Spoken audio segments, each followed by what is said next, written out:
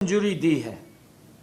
योजना के तहत जो हमारे कलाकार हैं, जो लोक कलाकार हैं, जिनकी आयु 60 वर्ष से ऊपर हो गई है और वो 20 वर्ष का अपना कलाकारी में अनुभव रखते हैं, ऐसे महान कलाकारों को जो पंडित लक्ष्मीचंद कलाकार सामाजिक सम्मान योजना के तहत उनको जिन परिवारों की आय 1,80,000 रुपये से कम है, ऐसे लोगों को जो अप्लाई करेंगे 10,000 रुपये महीना उनको सम्मान मानदेय मिलेगा। ये भी आज मंत्रिमंडल ने इसके ऊपर मोहर लगाई है। एक बड़ा लाभ हमारे लोक कलाकारों को देने का निर्णय सरकार ने किया है, जिसका लाभ हमारे लोक कलाकारों को मिलेगा। और उसमें क्योंकि जो नॉर्म्स हैं कि व्यक्ति एक ही जगह से ले सकता है, जैसे बुढ़ापा सम्मान भत्ता है, और अब ये 10,000 रुपये वो तो एक ही जगह से उनको मिलेगा। और जिन कलाकारों की आय 1,80,000 रुपये से 3 लाख के बीच में है, उन कलाकारों को 7,000 रुपये मासिक मानदेय मिलेगा। ये भी निर्णय किया है कि 1,80,000 से 3 लाख रुपए तक। ये भी निर्णय किया गया है कि जो हमारे मंत्रिमंडल की बैठक ने कि यमुनानगर में बनने वाले बाबा बंदा सिंह बहादुर स्मारक के लिए भूमि के हस्तांतरण की भी मंजूरी आज मंत्रिमंडल ने प्रदान की है। स्मारक के लिए गांव भगवानपुर द्वारा 20 एकड़ 3 कनाल 11 मरले भूमि उपलब्ध कराई गई है। सरकार संत महापुरुषों का सम्मान करते हुए उनके जीवन से प्रेरणा लेने और उनकी विरासत को संरक्षित करने के लिए ये अनेक प्रयास कर रही है। इसी कड़ी में ही जो हमारे सिख योद्धा बाबा बंदा सिंह बहादुर का स्मारक और संग्रहालय बनाया जा रहा है। यह स्मारक और संग्रहालय पर्यटकों के आकर्षण का भी एक प्रमुख केंद्र बनेगा और हमारी जो ऐतिहासिक धरोहर है उस धरोहर को भी नजदीक से जानने और समझने का भी वहां पर मौका मिलेगा। उसको भी आज मंजूरी दी गई है। मंत्रिमंडल ने आज एक मुश्त ये फैसला किया है कि पंजाब लगातार एक छोटी सोच के आधार पर राजनीति करते हुए, क्योंकि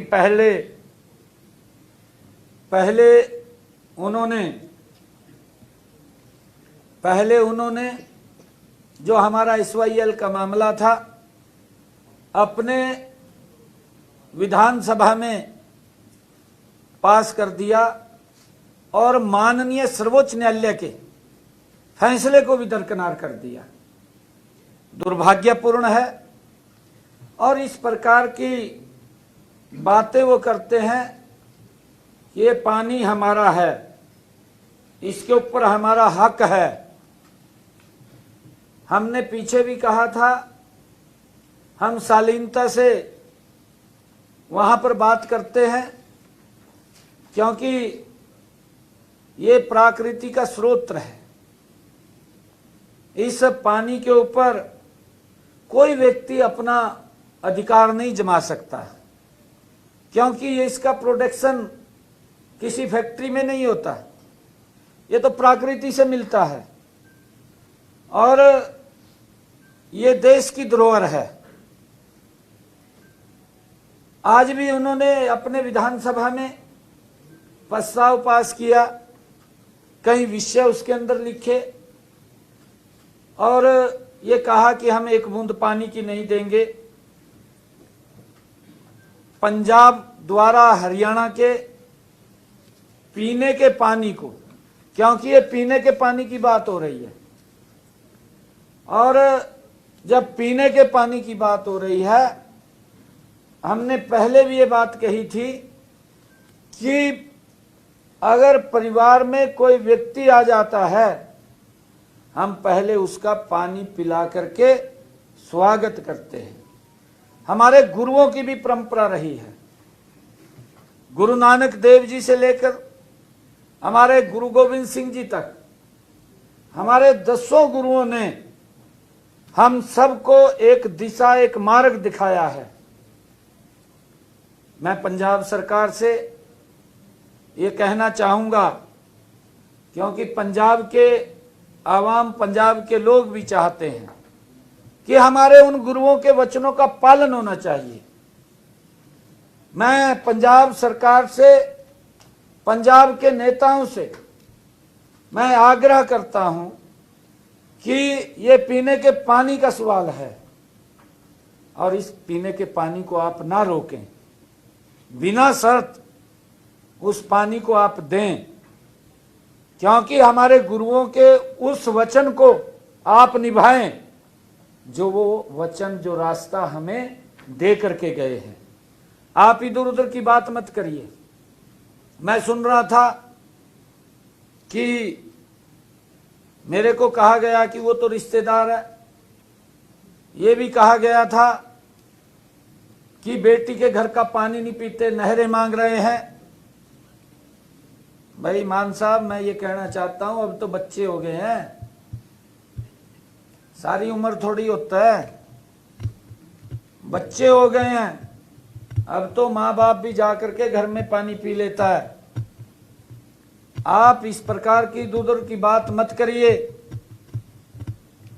उन गुरुओं के वचनों का, उन गुरुओं ने जो हमें रास्ता दिखाया है, क्योंकि ये पंजाब की भूमि ऐतिहासिक भूमि है। गुरुओं की जो वाणी थी, उस वाणी के ऊपर हम चल रहे हैं और उस वाणी को, उन जो गुरुओं ने रास्ता दिखाया है, उसके ऊपर हमें आगे बढ़ते हुए पीने का पानी हरियाणा के लोगों को तुरंत देना चाहिए। परंतु आज जो पंजाब विधानसभा के नेताओं ने छोटी सोच को ध्यान में रखते हुए, लंबी नहीं सोची, फिर वही प्रस्ताव पास कर दिया। हमारे मंत्रिमंडल ने उसकी घोर निंदा की है। पूरे मंत्रिमंडल ने आज उसकी घोर निंदा की है। जो पीने के पानी को रोकने संबंधी पंजाब ने, पंजाब के नेताओं ने, मान सरकार ने जो विधानसभा में पास किया गया प्रस्ताव, जो अनैतिक है और जो भारत के संघीय ढांचे के खिलाफ है। भाई आप मान साहब को मैं कहना चाहूंगा, कांग्रेस के नेताओं को भी कहना चाहूंगा, एक तरफ तो आप संविधान की बात करते हैं, राहुल गांधी साहब भी उस पवित्र संविधान की बुक को उठा करके गली गली घूम रहे हैं, दूसरी तरफ आप उसको सम्मान नहीं कर रहे हैं। अब आप तो इंडी गठबंधन में दोनों शामिल हैं, आम आदमी भी शामिल है, मान साहब की सरकार भी इंडी गठबंधन में है, कांग्रेस भी इंडी गठबंधन में है। मैं पंजाब के नेताओं को कहना चाहूंगा कि आप गुरुओं के उन वचनों का पालन करें। कांग्रेस के नेताओं को कहना चाहूंगा कि आप अपने आका राहुल गांधी के उस बात को ध्यान में रख करके बाबा साहेब के उस पवित्र संविधान का सम्मान करें, जो उन्होंने हर व्यक्ति के लिए एक स्वतंत्रता उसमें दी है, उसका सम्मान करने का काम करें। मैं आज जो पंजाब विधानसभा, पंजाब के नेताओं ने, जो मान सरकार के नेताओं ने पानी के मुद्दे को लेकर जो प्रस्ताव पास हुआ है, हरियाणा मंत्रिमंडल ने उसकी घोर निंदा की है। हम पंजाब सरकार से ये अनुरोध करते हैं कि वह हरियाणा के पीने के पानी, जो हमारे लिए, हमारे हरियाणा के लोगों के लिए एक समस्या बन रही है दिन प्रतिदिन, वो पीने के पानी को बिना शर्त छोड़ने का काम करें। मैं ऐसा पंजाब के नेताओं से कहना चाहता हूं, क्योंकि पंजाब के लोग देख रहे हैं, आप लोगों की तरफ देख रहे हैं। ये इस प्रकार का जो आप षड्यंत्र रच रहे हैं, ये लंबा नहीं चलने वाला है। पंजाब के लोग जानते हैं, अरे हमारी रिश्तेदारियां हैं पंजाब के अंदर, हमारा घर है, हमारा तो 1966 से पहले एक ही था, परंतु किस प्रकार के डिफरेंसेस आम जन के अंदर इनकी छोटी राजनीतिक सोच ने वो पैदा कर रहे हैं। मैं इनसे आग्रह करूंगा कि आप इस प्रकार की छोटी राजनीति को छोड़ करके विकास की राजनीति को अपनाइए। पंजाब के लोगों को, पंजाब की जनता को जिन मूलभूत चीजों की आवश्यकता है, उन मूलभूत आवश्यकताओं के ऊपर ध्यान दीजिए। आप इस प्रकार की राजनीति मत कीजिए। हम बार बार इस बात को लेकर के कह रहे हैं, इस बात को पंजाब के लोग भी समझ रहे हैं। इसका जवाब, क्योंकि पूर्व में जो दल रहे हैं, एक एक दल को पंजाब के लोगों ने वो जवाब देने का काम किया है। उसी ढर्रे के ऊपर ये मान सरकार चली हुई है। मान सरकार को मैं ये चेतावनी देना चाहता हूं कि 1.5 साल रह गया, पंजाब के लोग देख रहे हैं, आपको भी उसी लाइन में खड़ा करने वाले हैं जिस लाइन के अंदर कांग्रेस पार्टी खड़ी हुई है। आपको भी वहीं पर भेजने का काम करेंगे। हमने जो आज मंत्रिमंडल के अंदर कहा है कि पंजाब बिना शर्त हरियाणा को पीने के पानी देने का काम करे, ये बिल्कुल ही हमने बिना शर्त कहा है। मंत्रिमंडल के अंदर आज हमारी आबकारी नीति को भी जो 2025-26 उसको भी मंजूरी मिली है। इसमें 2400 दुकानें वो आवंटित तो होंगी, 1200 जोन इसके अंदर बने हैं। दुकानों की संख्या में जो पिछले वर्ष थे उतना ही रखा गया है, उसमें कोई बदलाव नहीं किया गया। जो बदलाव हुए हैं उसके बारे में मैं बताना चाहता हूं।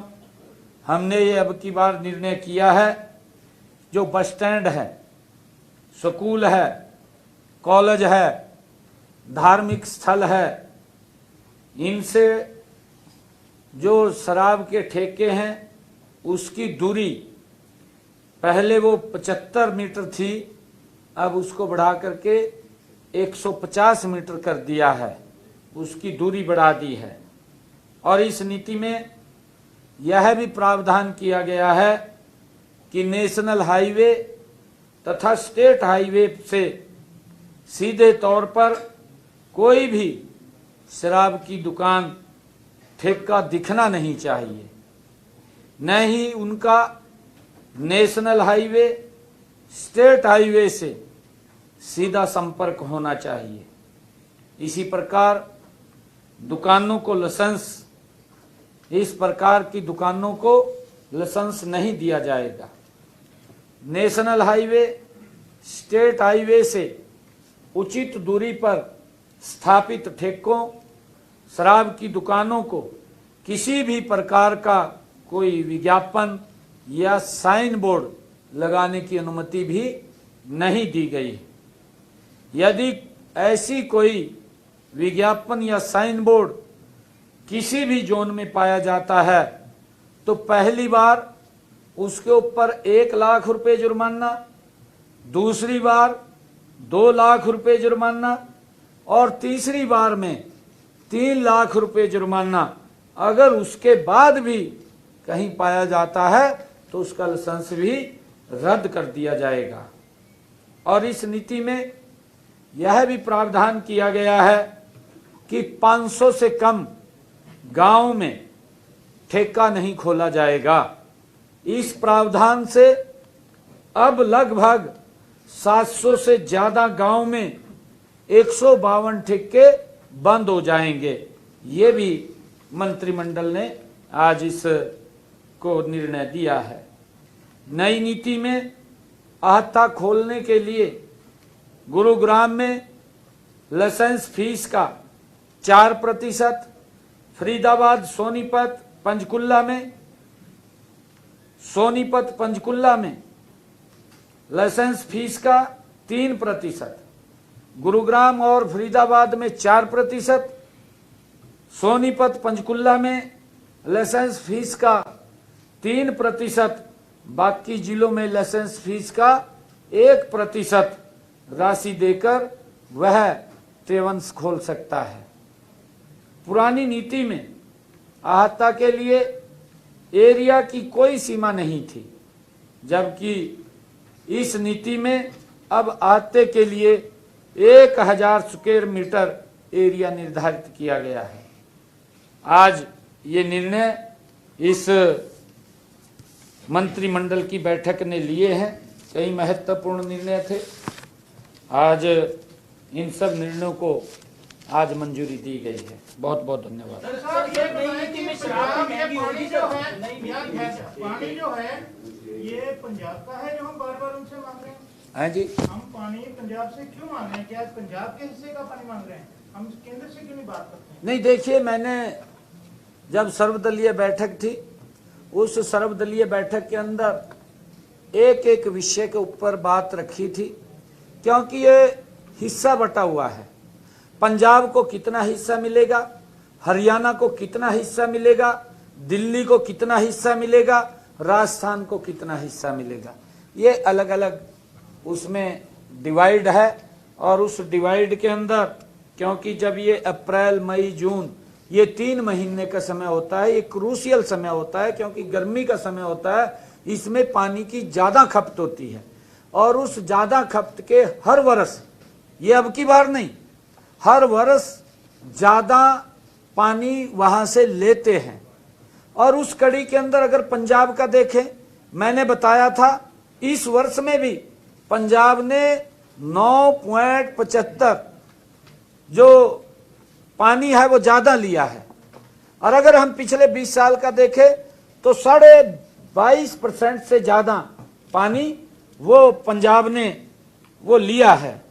परंतु उसकी एवज में अब तक हमारा जो ये कह रहे हैं कि पानी ज्यादा ले लिया, पानी ज्यादा ले लिया, अब तक हम एट पार के ऊपर है, बराबर है। जितना पानी हमें लेना था उतना ले लिया। परंतु अब जो ये 3 महीने का एक्स्ट्रा पानी हम लेते थे, जिसमें हमें ज्यादा आवश्यकता पानी की पड़ती है, वो पानी देने से एक छोटी सोच या अपनी राजनीति चमकाने के लिए वो इस प्रकार का काम कर रहे हैं। मैं फिर ये पुनः कहना चाहूंगा, क्योंकि ये पीने के पानी का सवाल है, ये हमारे गुरुओं के द्वारा दिखाया हुआ मार्ग है कि कोई व्यक्ति ये प्यासा ना रहे। ये हमने पीछे बताया भी था, भाई कन्हैया जी की कहानी कैसी थी वो भी मैंने बताई थी। परंतु